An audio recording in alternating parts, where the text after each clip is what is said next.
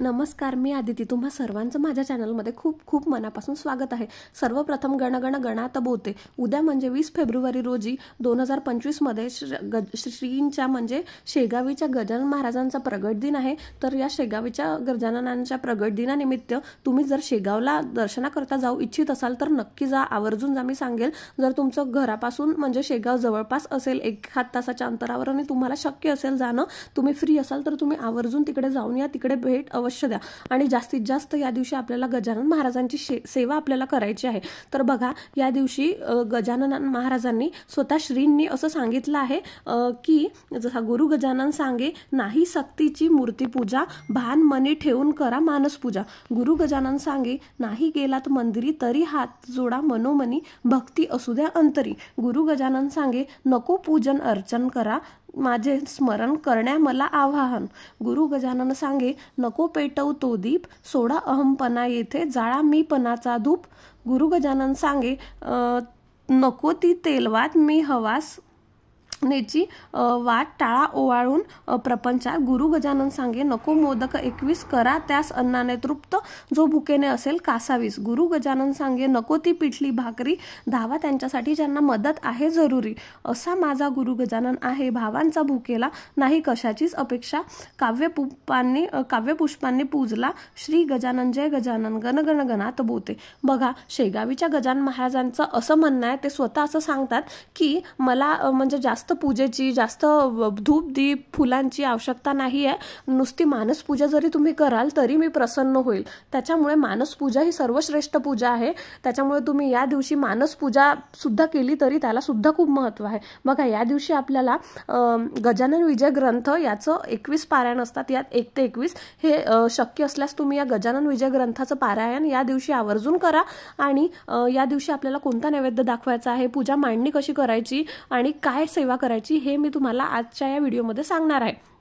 तर बघा, या प्रगट दिनाच्या दिवशी सर्वप्रथम आपल्याला लवकर उठायचं आहे. लवकर उठल्यानंतर आपल्याला एक चौरंग घ्यायचा आहे. त्यावर आपल्याला लाल वस्त्र वगैरे अंथरून, जर तुमच्याकडे गजानन महाराजांची मूर्ती असेल तर मूर्ती घ्या, फोटो असेल तर फोटो तुम्ही ठेवा, मूर्ती असेल तर पूजा करताना तुम्हाला मूर्तीचा अभिषेक करायचा आहे. गण गण गणात बोते या मंत्राचा जप करत तुम्हाला अभिषेक करायचा आहे. पंचामृताने करा किंवा पाण्याने करा, म्हणजे तुमच्या सोयीनुसार तुम्ही करू शकता. त्यानंतर तुम्हाला शक्य असल्यास पुरुष सूक्ताने तुम्ही 1 वेळा अभिषेक करा, किंवा मग जर तुमच्याकडे तेवढा टाइम असेल, तेवढी तुम्हाला सवलत जर असेल तर तुम्ही 16 वेळा पुरुष सूक्ताने अभिषेक सुद्धा गजाननांच्या मूर्तीवर करू शकता या दिवशी. आता बघा, हे झाल्यानंतर तुम्हाला धूपदीप ओवाळून, जर तुमच्याकडे गजानन विजय हा ग्रंथ जर असेल तर त्या ग्रंथाची तुम्हाला सर्वप्रथम पूजा करायची आहे, हळद कुंकू अक्षिदा वाहून. त्यानंतर तुम्ही त्या ग्रंथाला वाचनास सुरुवात करायची आहे. ठीक आहे मंडळी, जर तुमच्याकडे हा ग्रंथ नसेल आणि तुमच्याकडे इतका वेळ सुद्धा नाही आहे की वाचणं होणं शक्य नाही आहे तुम्हाला, तर तुम्ही फक्त गण गण गणात बोते या मंत्राचा तुम्ही जसा तुम्हाला वेळ मिळेल तसा तुम्ही जप जरी केला तरी सुद्धा चालू शकतं. आता बघा, या गजाननांचं असं म्हणणं आहे की त्यांना मानस पूजेला खूप महत्त्व त्यांनी सांगितलं गेलेलं आहे. त्यांना बिलकुलही काही नको, म्हणजे अशी म्हणजे काय म्हणू शकतो आपण, त्यांना मानस पूजेला जास्त त्यांनी भर दिलेला आहे. तर तुम्हाला काय करायचं आहे, या दिवशी सकाळी स्वच्छ शुचिर्भूत होऊन तुम्हाला आपल्या देवघरासमोर एक म्हणजे आसन ठेवून त्यावर तुम्हाला बसायचं आहे. त्यानंतर तुम्हाला मनापासून त्यांना हाक द्यायची आहे आणि बस तुम्हाला गण गण गणात बोते, गण गण गणात बोते या मंत्राचा तुम्हाला पूर्ण दिवस जप करायचा आहे. जितकं जास्त शक्य होईल तितका तुम्ही या दिवशी जप करा मंडळी.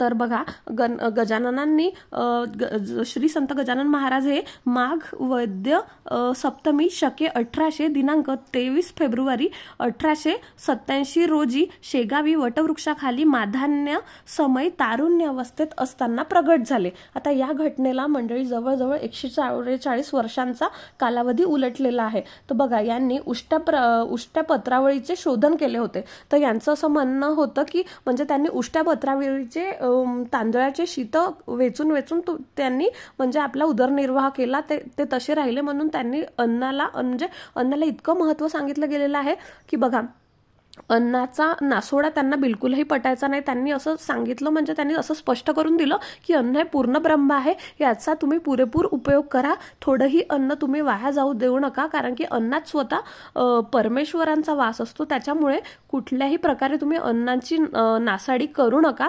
आणि जर बघा, आता तुम्हालाही माहिती असेल की बघा, आजकाल आपण लग्नात जातो, कुठल्या पार्टीमध्ये जातो, तिथे आपण बघतोच की खूप अन्नाची नासाडी होते. लोक एक घास खातात आणि पूर्ण ताट तसंच टाकून देतात. तर कुठेही तुम्ही जाल ना मंडळी, तर असं अजिबात करू नका. जेवढं आपल्याला लागेल तेवढंच अन्न तुम्ही घ्या. आणि जर शक्य असल्यास या दिवशी तुम्ही म्हणजे जास्त करून अन्नदान करा. जर शिजवून अन्न दान करण्याची तुमची म्हणजे परिस्थिती नसेल किंवा वेळ वगैरे नसेल, तर तुम्हाला काय करायचं ना, तुम्ही असा शिदा घ्या की जेणेकरून कुठल्याही गरीब कुटुंबाचं ना 2 टाईमचं अन्न त्यांच्या पोटात जाईल, त्यांचं पोट भरेल, असा तुम्ही शिदा सुद्धा त्यांना देऊ शकता. आता बघा, दुसरं म्हणजे या दिवशी तुम्हाला नैवेद्य कोणता दाखवायचा आहे, तर या दिवशी तुम्हाला अतिशय म्हणजे गजानन महाराजांना प्रिय नैवेद्य म्हणजे पिठलं, भाकरी, ठेचा, हिरव्या मिरचीचा, कांदा आणि कुठल्याही गोडाचा नैवेद्य जो पण तुम्ही बनवाल ते तुम्ही या दिवशी आवर्जून दाखवा. आता बघा, बऱ्याचदा असं होतं की थाळी जी आहे ना, म्हणजे भाकरी जी आहे, ती भाकरी बऱ्याचदा आता आजकाल बनवत नाहीत महिला. तर तुम्ही जे बनवता घरी, म्हणजे वरण भात, भाजी, चपाती किंवा काही गोडाचा नैवेद्य, ते तुम्ही बनवा, ते सुद्धा तुम्ही दाखवू शकता. असं काही नाहीये की भाकरीच बनवली पाहिजे. आणि दुसरं असं की बघा, शेवटी भाव हा महत्त्वाचा आहे मंडळी. असं काहीच नाही की त्यांना हे आवडतं त्याच्यामुळे तेच दाखवायचं कंपल्सरी, असं काहीही नाहीये. त्याच्यामुळे तुमच्या सवलतीप्रमाणे कुठलीही मनात शंका न बाळगता तुम्ही या दिवशी जो घरात नैवेद्य शिजवाल तो दाखवा गजाननांना आणि त्यांचा कृपाशीर्वाद म्हणजे घ्या. त्या दिवशी जास्तीत जास्त सेवा करा. तुमच्याकडून पारायण जर झालं तर खूपच चांगलं, जर नसेल झालं तर तुम्ही मनापासून गण गण गणात बोते या मंत्राचा तुम्ही जप करा. याचा सुद्धा तुम्हाला चांगला अनुभव असा बघायला मिळेल मंडळी. जर माहिती आवडल्यास व्हिडिओला लाईक करा, शेअर करा आणि चॅनलला सबस्क्राईब करा. धन्यवाद.